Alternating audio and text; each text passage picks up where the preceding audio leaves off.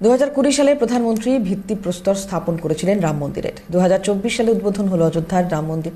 তবে যে জমির ওপর এই মন্দির গড়ে উঠেছে সেই জমি নিয়ে কম বিতর্ক হয়নি। সুদূর 1528 থেকে 2024 পর্যন্ত চলেছে রাম মন্দির বিতর্ক। অবশেষে কিভাবে রাম মন্দির স্থাপন করে সেই বিতর্কের অবসান হলো, জয় হলো সনাতনী ধর্মের, সেই ইতিহাস শিহরণ জাগানো।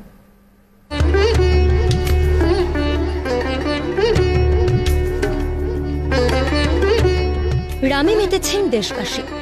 2024 সাল 22শে জানুয়ারি এই দিনটি দেশবাসীর কাছে আজীবন চিরস্মরণীয় হয়ে থাকবে।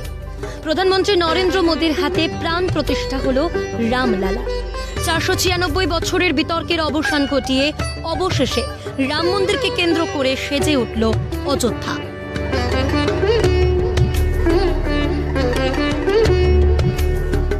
অযোধ্যায় রাম মন্দির নির্মাণ নিয়ে দীর্ঘদিন ধরেই চলছে টানাপোড়েন। বিষয়টির জল গড়িয়েছিল আদালত পর্যন্ত। অবশেষে সুপ্রিম কোর্টে মামলা, পাল্টা মামলা, এই সব ধাপ পার করে অযোধ্যায় তৈরি হলো রাম মন্দির। গোটা দেশে সেই বিতর্কের অবসান ঘটল রাম মন্দির স্থাপনের মাধ্যমে। তৈরি হলো ইতিহাস।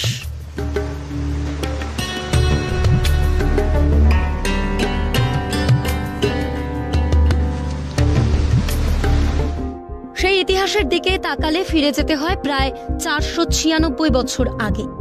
1528 সাল, যখন অযোধ্যায় বাবরি মসজিদ তৈরি করালেন মুঘল সম্রাট বাবরের সেনাপতি মীর বাকি। বাবরি মসজিদ ছিল অযোধ্যায় রাম জন্মভূমিতে তৈরি হওয়া বিতর্কের মূল কারণ। সাল তখন 1885। সেই সময় ভারতে ব্রিটিশ রাজ সুপ্রতিষ্ঠিত।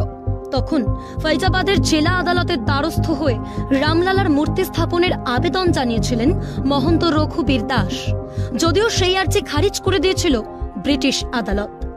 এভাবেই কাটলো অনেকগুলো বছর। তবে ভিতরে বিতর্ক দানা বেঁধেছিল, জানতেন সকলেই। এরপর সাল যখন 1949, ভারত স্বাধীন হওয়ার 2 বছর পর বিতর্কিত বাবরি মসজিদের কাঠামোর মূল গম্বুজের নিচে স্থাপিত হলো রামলালার মূর্তি। সেই সময় বহু ভক্ত রামের পুজোর জন্য সেখানে এসে ভিড় জমাতেন। তবে অযোধ্যার সেই স্থানে মন্দির এবং পুজো নিয়ে বিতর্ক থামেনি। 1950 সালে আদালতে মামলা করে রামলালার পুজোর অনুমতি চাইলেন গোপাল সিমলা এবং মহন্ত রামচন্দ্র দাস। অপরদিকে 1959 সালে বিতর্কিত জমির মালিকানা দাবি করে মামলা করল নির্মোহী আখড়া। 1981 সালে বিতর্কিত জমির মালিকানা দাবি করে আদালতের দ্বারস্থ হল উত্তরপ্রদেশ সেন্ট্রাল সুন্নি ওয়াকফ বোর্ড। এভাবেই চলল 1986 সাল অবধি। 1986 সালের 1 ফেব্রুয়ারি বিতর্কিত কাঠামোর ওই দরজা হিন্দুদের পুজোর জন্য খুলে দিতে বলে ফৈজাবাদের আদালত। তবে আচমকাই 1528 সালে তৈরি হওয়া ওই বিতর্কিত সৌধটি ধ্বংস হয়। স্বাধীন ভারতের ইতিহাসের সবচেয়ে বিতর্কিত তারিখগুলির মধ্যেই অন্যতম তারিখ হিসেবে উঠে আসে 1992 সালের 6 ডিসেম্বর, যেদিন উন্মত্ত জনতার হামলায় ওই বিতর্কিত সৌধটি ভেঙে পড়ে। এরপর থেকেই রাম জন্মভূমি বাবরি মসজিদ বিতর্কের মোড় ঘুরতে থাকে।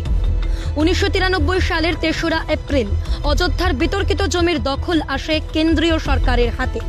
30শে সেপ্টেম্বর এলাহাবাদ হাইকোর্ট এই মামলায় রায়দান করে বিতর্কিত জমি 3 ভাগে ভাগ করে দেওয়া হচ্ছে সুন্নি ওয়াকফ বোর্ড, নির্মোহী আখড়া এবং রামলালা বিরাজমানের মধ্যে।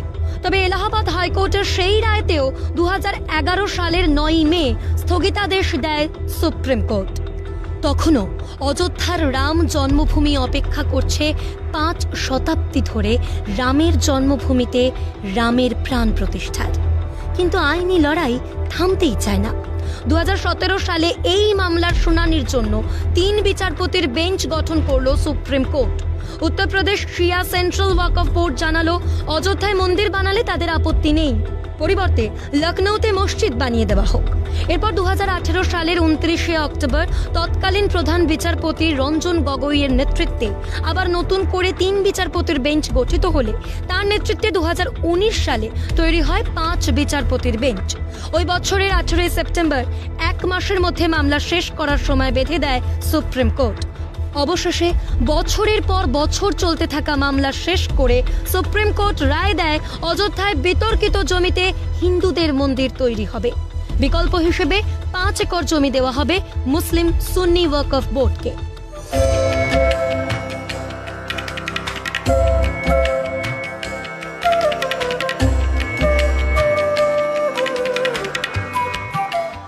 2020 সালের 5ই আগস্ট ভূমি পুজো করে অযোধ্যার রাম মন্দিরে ভিত্তিপ্রস্তর করেছিলেন প্রধানমন্ত্রী নরেন্দ্র মোদী। 500 বছরের আইনি জট কাটিয়ে অবশেষে আদালতের রায় মাফিক তৈরি হলো দেশের মুকুটে নতুন পালক, তৈরি হলো দেশবাসীর স্বপ্নের রাম মন্দির। সেখানে রামলালার প্রাণ প্রতিষ্ঠার জন্য অপেক্ষা করছিলেন সমগ্র দেশবাসী। অবশেষে 22শে জানুয়ারি এলো সেই মাহেন্দ্রক্ষণ।